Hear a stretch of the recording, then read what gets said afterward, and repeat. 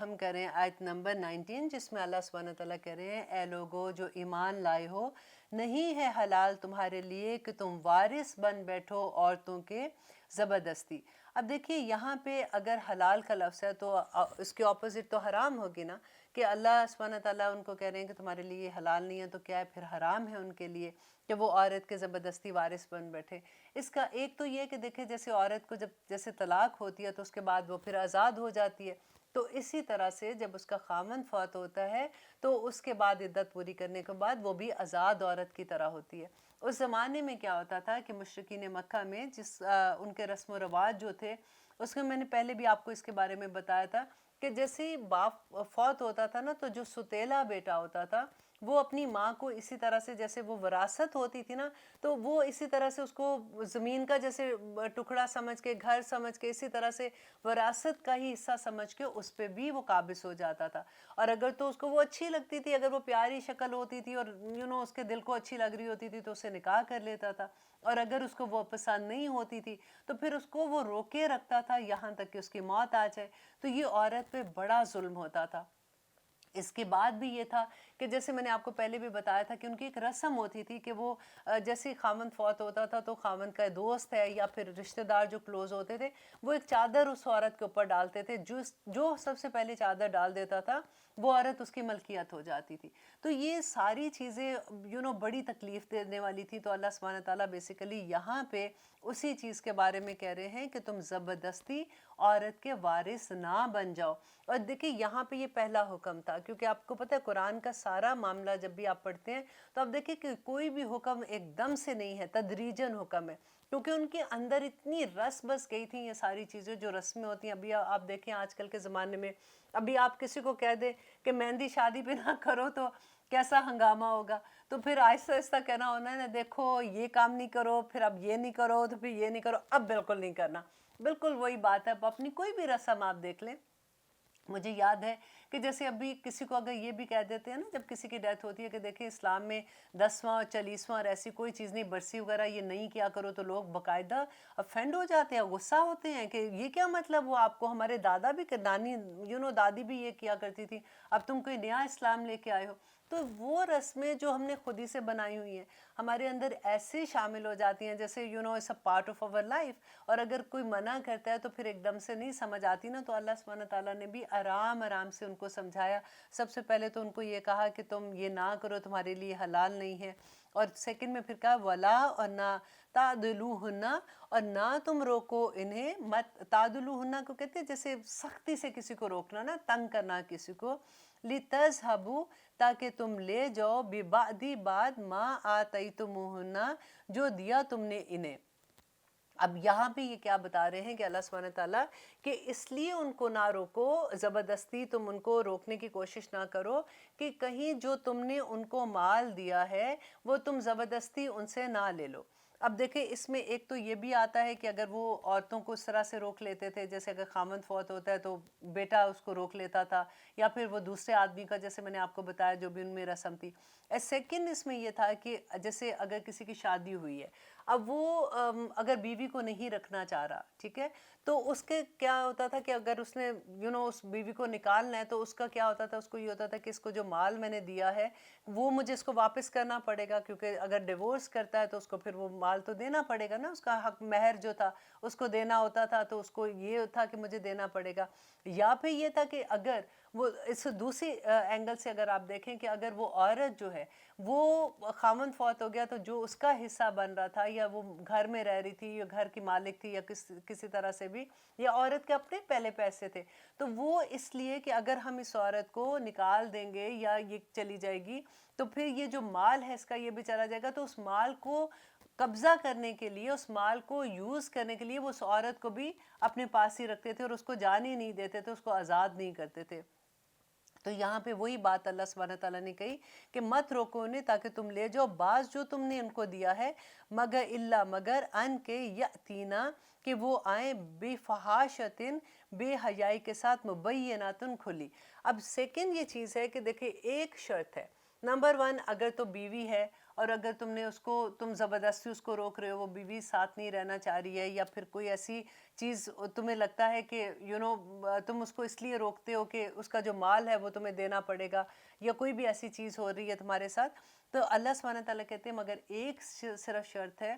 ان کا مہر تم نہیں روک سکتے ہو، ان کو جو پریزنٹ تم نے اس وقت دیے جس وقت تمہاری وہ نکاح میں تھی، تم وہ ان سے نہیں لے سکتے ہو، وہ ان کا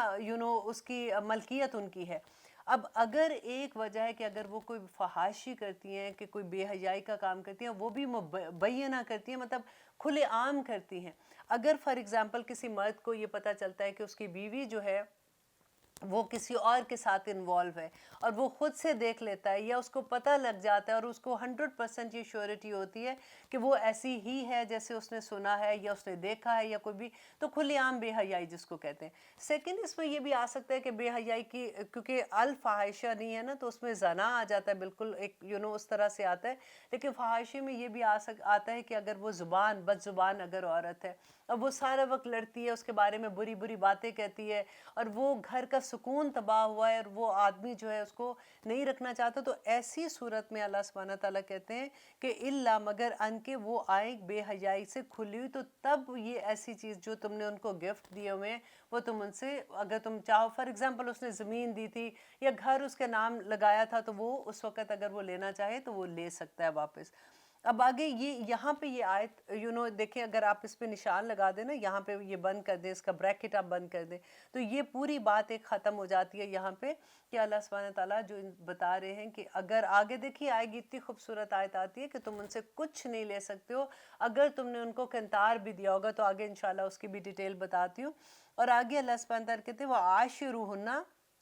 اور گزر بسر کرو ان کے ساتھ بالمعروف، بھلے طریقے سے، کہ جو تمہاری بیویاں ہیں ان کے ساتھ اچھے طریقے سے، بھلے طریقے سے گزر بسر کرو۔ عاشرون کہتے ہیں کہ آپس میں ایک دوسرے کے ساتھ محبت کے ساتھ، ایسا نہیں ہے کہ بس ٹھیک ہے بیوی اپنے کاموں میں مصروف ہے، خامند اپنے کاموں میں، آج کل آپ نے یہ بھی سنا ہوگا، ایسا ویری فرینڈلی ریلیشن شپ اس طرح کے ہوتے ہیں کہ ٹھیک ہے she has Hare own life, I have my own life, تو ایسی والی زندگی نہیں ہوتی، کیونکہ دیکھیں ہسبینڈ اینڈ وائف نے ایک پورا گھر بنانا ہے، جس میں اللہ سبحانہ تعالیٰ نے اس گھر کے لیے جتنی اس کی پروٹیکشن کے لیے آیات ہیں، اور جتنی سختی سے اللہ سبحانہ تعالیٰ کے احکامات ہیں، کیونکہ اگلی پوری نسل تیار ہونی ہوتی ہے، اس گھر میں جو بچے انہیں تیار ہونا ہے ان کی تربیت کے لیے ضروری ہے کہ وَعَاشِرُوهُنَّ بِالْمَعْرُوف، کہ وہ گزر بسر کرو ان کے ساتھ بالمعروف، اچھے طریقے سے۔ اور یہ کس کو کہا جا رہا ہے؟ یہ آدمی کو کہا جا رہا ہے کہ عورت کے ساتھ وہ کس طرح سے سلوک کرے گا، کیونکہ گھر پورا بنے گا نا۔ تو فَإِن كَرِهْتُمُوهُنَّ، اب آگے جا کے اللہ سبحانہ تعالیٰ کہتے ہیں کہ اگر ٹھیک ہے، اب تم نے پوری کوشش بھی کر لی، اب اچھے طریقے سے گزر بسر کرنے کا، لیکن اس کے باوجود ہو سکتا ہے، اس ممکن ہوتا ہے نا، کئی دفعہ یہ ساری چیزیں کرنے کے باوجود بھی ایسا ہوتا ہے کہ آدمی شادی ہوئی ہے، اب اس کو نہیں سمجھ آ رہی ہے، اس کو اس کی کوئی عادتیں ایسی ہیں جو اس کو پسند نہیں آ رہی ہیں، تو پھر کیا کرے؟ کیا لڑتا رہے سارے وقت، یا اس کو غصہ چڑھتا رہے اس کو دیکھ کے؟ کئی دفعہ ایسا ہوتا ہے، فار ایگزامپل اگر عورت شادی کے بعد اس کو پتہ چلتا ہے تو بڑی پھوڑ ہے، مطلب اس کو کام ہی نہیں آتا کرنا، یا بے سمجھ سی ہے، اتنی سمجھدار نہیں ہے، یا اس کی آنکھوں میں وہ خوبصورتی نہیں اس کو لگ رہی ہے، دیر از اے لاٹ آف تھنگس نا جو اس کو کرہتموہن کے اندر آ سکتے ہیں۔ ضروری نہیں ہے یہاں پہ کہ وہ برا کوئی کام کر رہی ہے، برا عمل کر رہی ہے، یہاں پہ یہ کہا جا رہا ہے فَإِن كَرِهْتُمُوهُنَّ، پھر اگر تم ناپسند کرو انہیں، فَعَسَىٰ، تو ہو سکتا ہے، تو ضرور یہ ہوگا کہ ان کے تکرہو، کہ تم ناپسند کرو، شیئا، ایک چیز کو، وَيَجْعَلَ، تو بنا کر دے، اللہ فیہ، اس میں، خیرن، بھلائی، کثیرہ، بہت سی۔ دیکھیں اللہ سبحانہ تعالیٰ آپ کتنی خوبصورت بات بتا رہے ہیں کہ دیکھو اگر اب تمہاری شادی ہو گئی ہے، اب وہ لڑکی تمہارے گھر آ گئی ہے، اگر تمہیں اس کی کوئی ایسی عادت تمہیں اچھی نہیں لگ رہی ہے، اور تم اس کو الجھ رہے ہو اس کے ساتھ، تو تم دیکھو اگر تم صبر کرو گے، اگر تم اس کو اچھے طریقے سے، عاشرو بالمعروف طریقے سے اس کو رکھ رہے ہو، تم اس کی عادتوں کو درگزر کر رہے ہو، تو اللہ یہ فَعَسَىٰ جو ہے نا، اگر یہ اللہ کی طرف جاتا ہے نا، تو اس کا مطلب اگر ویسے عام گرامر میں دیکھو تو ممکن ہے، تو ایسا ہوگا، ایسا ممکن ہے، ایسا آتا ہے. لیکن جب اللہ سبحانہ تعالیٰ کی طرف جاتے ہیں تو اس کا مطلب ہوتا ہے کہ یہ ضرور بضرور ہوگا. یقیناً اللہ سبحانہ تعالیٰ اس کے اندر خیر ڈال دیں گے، اس رشتے میں خیر ڈال دیں گے کہ اس عورت میں سے تمہارے اندر خیر آ جائے گی. ہو سکتا ہے اللہ سبحانہ تعالیٰ ایسی اولاد عطا کر دے جو تمہارے لیے خیر کا باعث بن جائے. ہو سکتا ہے اللہ سبحانہ تعالیٰ اس سے تمہارے گھر میں آہستہ آہستہ اتنا سکون دے دے. ہو سکتا ہے اس کی کوئی ایک عادت تمہیں اچھی نہیں لگ رہی ہے جس کو کیونکہ اس کی وجہ سے تمہاری آنکھوں میں پردہ آ گیا ہے، تمہیں اس کی باقی چیزیں نظر نہیں آ رہی ہیں. تو یہاں پہ اللہ سبحانہ تعالیٰ دیکھیں، آپ خود اندازہ لگائیے کہ کوئی ماں کسی بچے کو کیا سمجھائے گی. کوئی لوگ اس کے دوست اس کو اگر اچھے دوست ہیں اس کو کیا سمجھائیں گے جو اللہ سبحانہ تعالیٰ اس کو بتا رہے ہیں کہ دیکھو یہ چیزیں تمہاری زندگی میں پیش آ سکتی ہیں، اگر آتی ہیں ان پہ تم صبر کرتے ہو. دیکھیں آپ کو یاد ہے کہ ہم نے حضرت ابراہیم علیہ السلام کا واقعہ پڑھا تھا کہ حضرت ابراہیم علیہ السلام حضرت اسماعیل کو جب ملنے جاتے ہیں تو ان کی بیوی ان کو ملتی ہے تو وہ پوچھتے ہیں کہ تمہارا خامن اس زمانے میں پتہ یہ رواج ہوتا تھا، حالانکہ ان کو نہیں پتا تھا کہ وہ ان کے سسر ہیں. اس زمانے کا یہ رواج ہوتا تھا کہ جب کبھی مسافر آتے تھے نا تو لوگ بڑی یہ عزت کی بات سمجھتے تھے کہ مسافر کو کھانا کھلانا، اس کو ٹھہرانا. تو یہ ایک بزرگ تھے، مطلب بڑی عمر کے تھے، بزرگ تھے. تو جب یہ ان کے گھر گئے تو انہوں نے دروازہ نوک کیا، انہوں نے دروازہ کھولا، اپنے گھر بلایا، انہوں نے اندر بٹھایا. تو حضرت ابراہیم علیہ السلام نے ان سے پوچھا کہ تمہارے خامن کیسا ہے، مطلب کیا کیسا ہے، کیا حال ہے اس کا. تو انہوں نے شکایتیں کرنا شروع کر دیں کہ وہ ایسا ہے، وہ وقت نہیں دیتا، وہ یہ نہیں کرتا، جو ساری نیگنگ ہوتی ہے جیسے. تو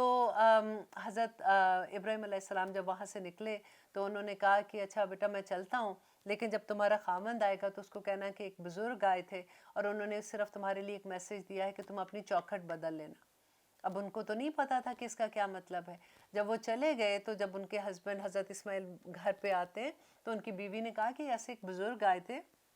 انہوں نے کہا کہ جب تمہارا خامند آئے گا تو اس کو یہ میسیج دے دینا. تو حضرت اسماعیل کو سمجھ آ گئی کہ یہ میرے باپ ہی تھے اور وہ مجھے کیا میسیج دے کے گئے ہیں کہ یہ بیوی کی جگہ پہ دوسری بیوی بدل لینا. دیکھیے یہ کتنی بڑی بات ہے کہ نیک کرنے والی جو عورتیں ہوتی ہیں نا، سم ٹائم ہم ہمیں احساس بھی نہیں ہوتا کہ ہم کس طرح سے زندگی اجیرن کر سکتے ہیں دوسروں کی. اللہ نہ کرے، یوزلی عورتوں میں بالکل ایسی عادتیں نہیں ہوتی ہیں، عورتیں ساری بہت معصوم ہوتی ہیں اور بہت اچھی ہوتی ہیں الحمدللہ. لیکن کبھی ہوتا ہے کہ ایسے اللہ نہ کرے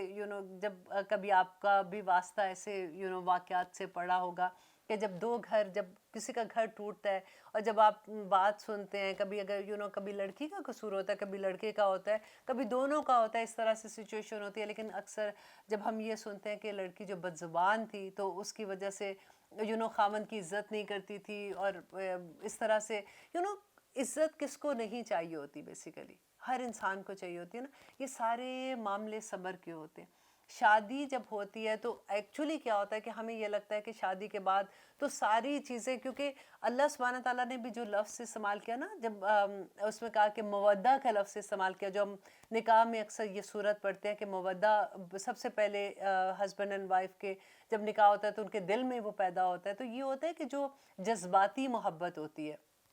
اور ساتھ ہی اللہ سبحانہ تعالیٰ نے نیکسٹ جو لفظ استعمال کیا وہ رحمہ کا یوز کیا. رحمہ کا کیوں استعمال کیا؟ کیونکہ دیکھیں جذبات جب ختم ہوتے ہیں نا تو پھر رحمت کی ہی ضرورت ہوتی ہے، پھر صبر کی ضرورت ہوتی ہے، کیونکہ پھر ہمیں اگنور کرنا پڑتا ہے. ہمیں بعض چیزیں ایسی جب شروع میں شادی میں تو سارا کچھ ہی ٹھیک لگتا ہے، پھر آہستہ آہستہ دیکھیں کئی دفعہ یہ ہوتا ہے کہ کچھ دن کے بعد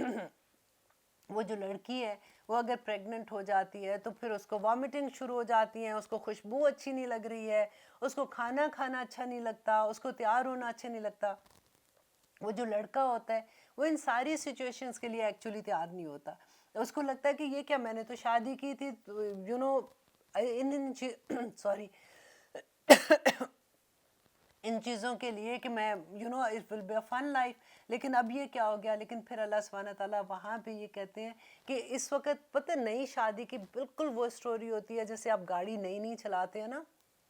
تو گاڑی کبھی یوں جا رہی ہے کبھی یوں جا رہی ہے، آپ یوں سٹیئرنگ کو مضبوط پکڑ کے بیٹھے ہوتے ہیں کہ گاڑی ادھر ادھر نہ جائے. اسی طرح سے بالکل میں کہوں گی کہ شادی شدہ کپلز کو اپنی گاڑی اتنی مضبوطی سے پکڑنا چاہیے، کیونکہ اکثر ادھر چلی جاتی ہے ادھر جاتی ہے، کبھی کوئی کسی بات پہ غصہ آتا ہے، اور کتنی معصوم لڑائیاں ہوتی ہیں. مجھے یاد ہے کہ मेरी एक फ्रेंड थी, वो अक्सर ये कहा करती थी कि ये जानबूझ के अपनी जूती मेरे रास्ते में रखते हैं कि मैं इधर से गुजरते गुजरते इसके साथ टकराऊंगी और मैं गिरूंगी। मासूम लड़ाइयाँ। इनको आदत है बाथरूम में कपड़े उठा के फेंक के जाते हैं, ये उठाते नहीं हैं। लेकिन ये सारी चीज़ें आहिस्ता आहिस्ता सॉल्व हो जाती हैं। शुरू में यही चीज़ें इतनी बुरी लगती हैं कि वो बड़ी बिग डील बन जाती हैं। लेकिन मैं ऑलवेज़ ये कहती हूँ कि अगर माँ समझदार हो ना पीछे लड़की की और लड़के की भी, तो फिर बहुत आसानियाँ हो जाती हैं। क्योंकि बच्चियाँ होती हैं, आजकल देखे ज़माना बदल गया है। अब बच्चियाँ भी थोड़ी मैच्योर है, वो शादी भी ऐसे नहीं होता कि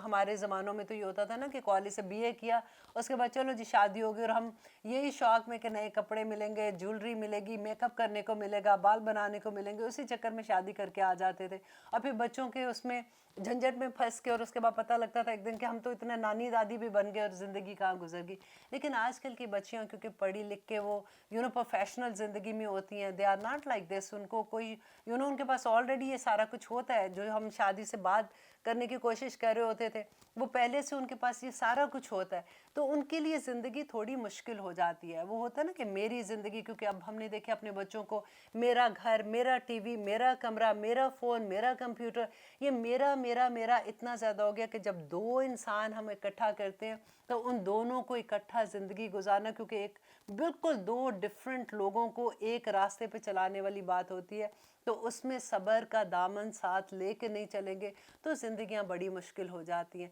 लेकिन वही इतना खूबसूरत रिश्ता जो होता है, वो इतनी, देखिए एक आदमी और एक औरत अगर वो आपस में एक दूसरे से खुश नहीं, वही आप अमेजिंगली ये होता है कि वो औरत किसी और आदमी के साथ खुश होती है और वो आदमी किसी और औरत के साथ खुश होता है। यहाँ पे क्यों खुश नहीं है? देखिए अल्लाह सुब्हान ताला ने इन आयात में जो मेन चीज़ है ना, वो यही है कि सब्र के साथ वक्त गुजार लो। एक दूसरे की वो चीज़ें अगर जो तुम्हें अच्छी नहीं लग रही हैं, तुम थोड़ा सब्र कर लो, अल्लाह सुब्हान ताला इन्हीं रिश्तों में तुम्हारे लिए खैर भर देंगे, और यही रिश्ते तुम्हारे लिए इतने प्यारे बन जाएंगे कि इनके बगैर तुम्हारी ज़िंदगी भी नहीं गुजरेगी। लेकिन देखिए कि आगे अल्लाह सुब्हान ताला फिर अगर बिल्कुल ऐसी हालात हो जाते हैं कि इंसान उसको नहीं छोड़ सकता, मतलब उन रिश्तों के साथ नहीं रह सकता, तो फिर क्या रुखसत है इस्लाम में? इंशाल्लाह हम इस ब्रेक के बाद देखते हैं। आइए लेते हैं एक छोटी सी ब्रेक।